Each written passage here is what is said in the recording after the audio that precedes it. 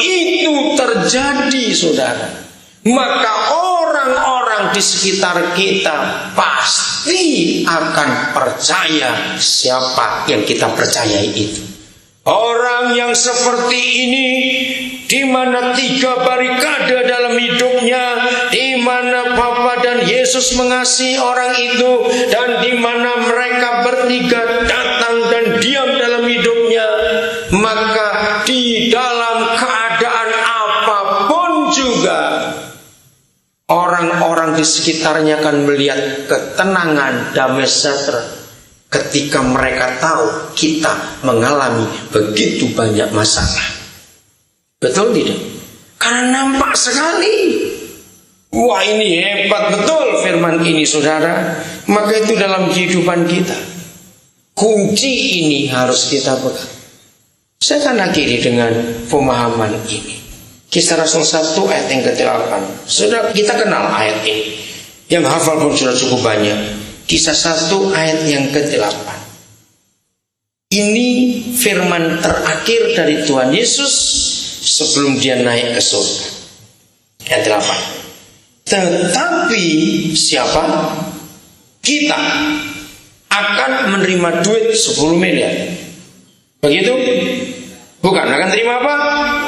Tetapi kamu akan menerima kuasa kalau Roh Kudus turun ke atas kamu. Dan kamu akan apa?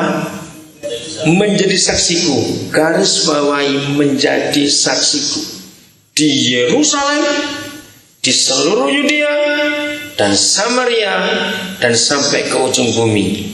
Lihat ayat 9. Sesudah ia mengatakan demikian, Yesus bagaimana? Terangkatlah Yesus, disaksikan oleh mereka, dan awan menutupi dia dari pandangan. Dengarkan, orang timur, kita ini orang timur. Pesan orang yang mau mati itu penting tidak? Mengapa semua orang kalau dengar ada orang tua meninggal, lalu keluarga dekat, saudara-saudara pasti tanya, pesan terakhirnya apa? Betul tidak, saudara? Mengapa kita orang timur menghargai betul pesan orang sebelum meninggal?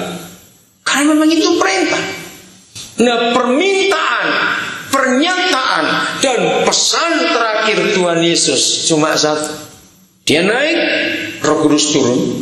Begitu Roh Kudus turun atas kita, dia berkata, kamu akan jadi saksiku di beberapa tempat itu tadi, sampai ke ujung bumi. Orang Kristen, Tuhan tidak pernah panggil kita jadi pengkhotbah. Ingat itu. Tuhan gak pernah panggil kita jadi pengkhotbah. Cari ayatnya sampai robek gak ketemu di Alkitab, saudara. Tapi yang kita dipanggil untuk jadi saksi.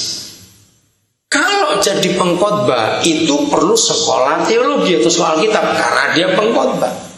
Tapi di Alkitab tidak disuruh. Untuk menjadi saksi gak perlu sekolah. Karena menjadi saksi itu hanya menceritakan ulang apa yang dialami. Amin. Jadi mengapa sampai sekarang orang-orang di sekitar kita belum bisa tertarik kepada Tuhan Yesus?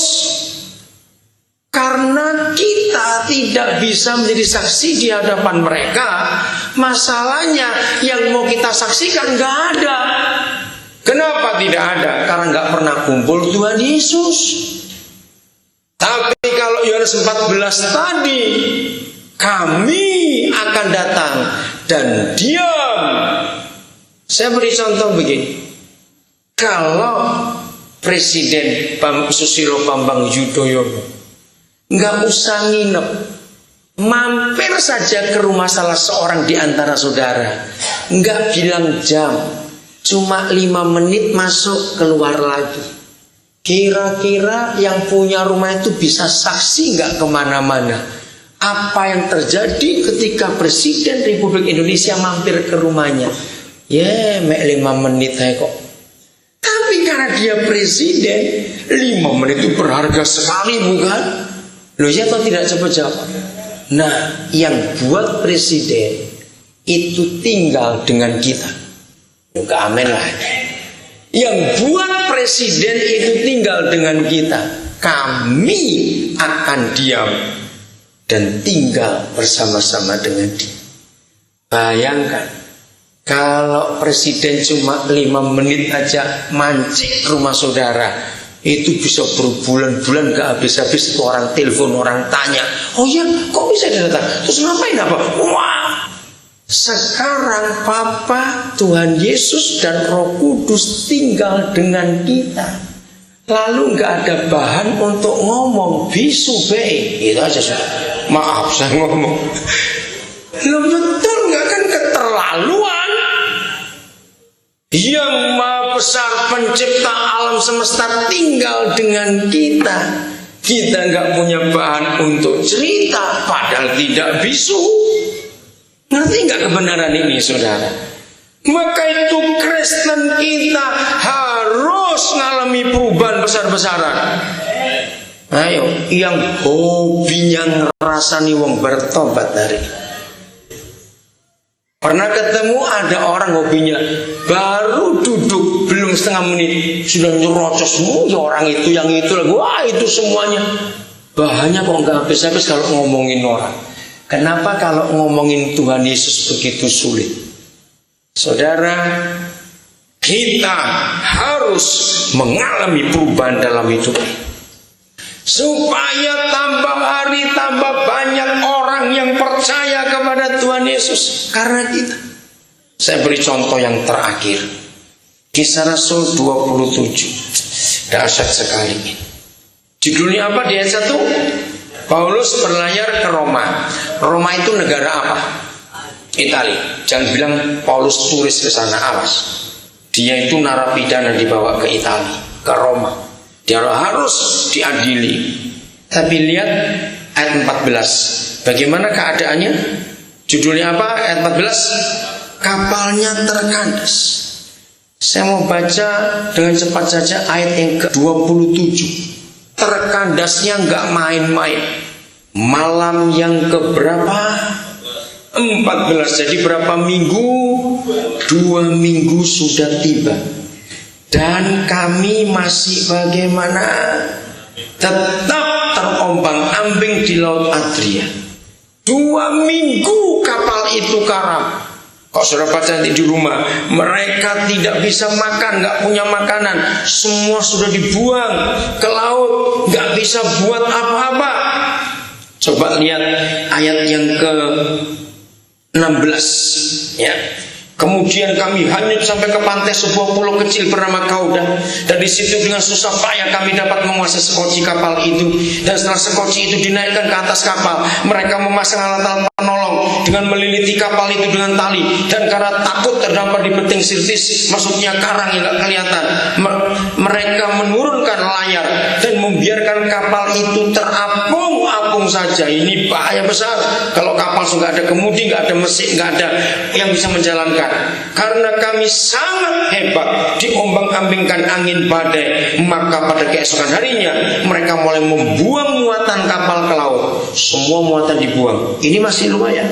Ayat 19. Dan pada hari yang ketiga, apa yang mereka buang? Alat-alat kapal, navigasinya semuanya dibuang. Jadi kapal itu cuma bodinya saja. Bisa bayangkan ada seperti itu? Ngeri sekali. Dengan tangan kami sendiri. Setelah beberapa hari lamanya, baik matahari maupun bintang-bintang tidak kelihatan, dan angin badai yang dahsyat terus menerus mengancam kami. Akhirnya putus asalah segala harapan kami untuk dapat menyelamatkan diri kami. Dan karena mereka beberapa lamanya tidak makan, Roh Kudus sebelum kami pulang dari ibadah ini, Papa menjamah setiap kami menjadi Kristen yang benar dalam nama Yesus. Setelah beberapa lamanya tidak makan, kapal sudah kosong, alat-alat tidak ada, muatan dibuang semua, tinggal bodinya dan penumpangnya saja. Berdirilah siapa? Paulus. Ingat, dia narapidana. Kapal ini berisi tahanan. Jadi ada jenderalnya, pengawal pasukan bersama prajurit sekian banyak, dan ada kaptennya, nakoda kapal.